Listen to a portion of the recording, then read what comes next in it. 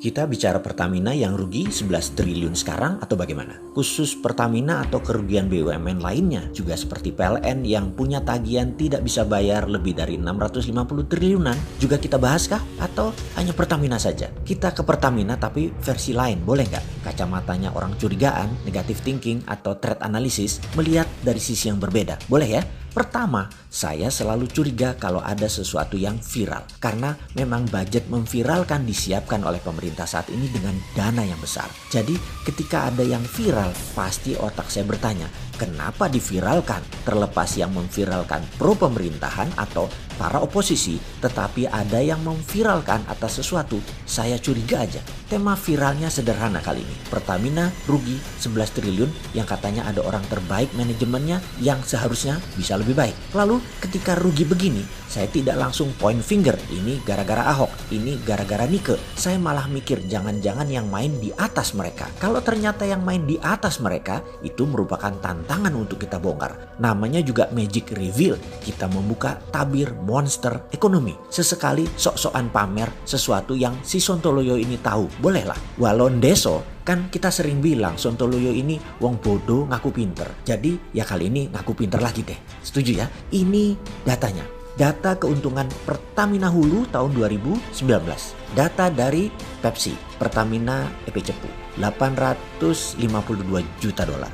PEP 700 juta dolar. PHI 505 juta dolar. PHE 590 juta dolar. PGE 95,6 juta dolar. Yang totalnya adalah 2,743 miliar US dollar. Jadi kalau Hulu untung dan Pertamina rugi, maka yang membuat rugi adalah sisi pengelolaan minyak atau refinery, tangki storage, dan distribusi yang dipegang oleh Pertamina Pusat dan Pertamina Hilir. Dan ini keterampilan manajemen loh, bukan keterampilan engineering. Jadi engineering Pertamina Hulu perform dengan baik. Kita bahas sekarang kok rugi? Rugi gaji kegedean kah?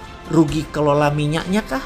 Distribusinya juga masalah? Atau karena satu harga seluruh wilayah Indonesia? Di sini kita sebagai manusia yang tidak punya posisi, tidak punya jabatan, hanya modal cinta pada NKRI mendadak ingin bertanya, kenapa disuarakan Pertamina rugi? Jadi sekarang disuarakan seakan-akan Pertamina rugi besar. Jangan-jangan supaya hanya alasan agar seseorang atau pejabat yang berkuasa bisa mendapatkan legitimasi untuk bisa menjual perusahaan energi ini. Pastinya kalau dijual rugi, ya dijual dengan harga murah. Bukan begitu para oligarki? Setuju ya kalian ya? Sebentar lagi jangan-jangan ada yang mengusulkan penjualan aset ini. Di sisi propaganda sengaja dibuat viral biar rakyat ikhlas Pertamina dijual sebagian tentunya. Dan saya ucapkan terima kasih kepada hater pemerintah yang andalah paling berjasa membuat berita viral ini dijalankan karena dipasangkan dengan nama Ahok. Kalian itu memang kalau ada berita pengennya nge-share aja dan berbasis ketidaksukaan paling gampang dimainkan. Itulah makanya kata Ustadz, ingat,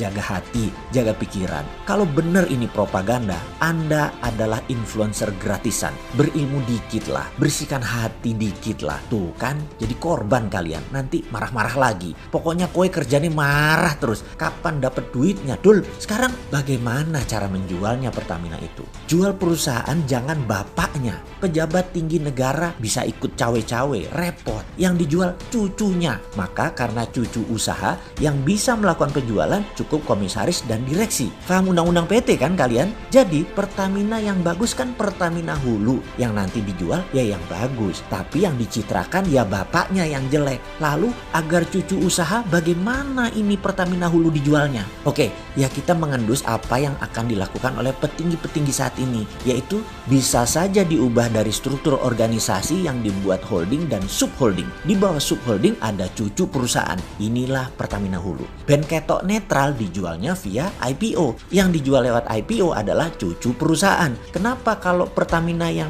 IPO? Susah, karena harus merubah undang-undang. Kalau cucu perusahaan dijual cukup persetujuan RUPS, direksi dan komisaris. Jadi jangan-jangan sebentar lagi ada holding Pertamina yang namanya Pertamina Investment. Organisasinya kecil, tapi membuat Pertamina jadi anak usaha. Dan siapa yang punya keterampilan seperti ini? Ada di sekitar pejabat publik kah? Kalian gak bagi-bagi sih, jadi aja si Sontoloyo ini bunyi. Walau cuman asumsi, dan mudah-mudahan asumsinya salah lagi seperti biasa.